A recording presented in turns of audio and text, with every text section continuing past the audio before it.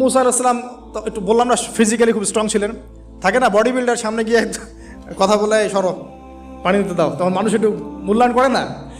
তো মুসা আলাইহিস সালাম এভাবে পানি নিয়ে দিলেন এবং বাছুরদেরকে পানি পান করালেন, করিয়ে গাছের নিচে এসে বসে আছেন।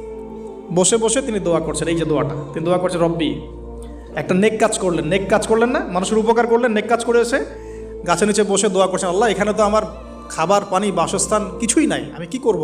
রব্বি ইন্নি লিমা আনজালতা ইলাইয়া মিন খায়রিন ফকির, রব্বি ইন্নি লিমা আনজালতা ইলাইয়া মিন খায়রিন ফকির। আবার বলেন, রব্বি ইন্নি লিমা আনজালতা ইলাইয়া মিন খায়রিন ফকির। অর্থ হচ্ছে, হে আল্লাহ, তুমি তোমার পক্ষ থেকে আমার উপরে যে নেয়ামতগুলো দিবে, আমি এর জন্য ফকির হয়ে বসে আছি।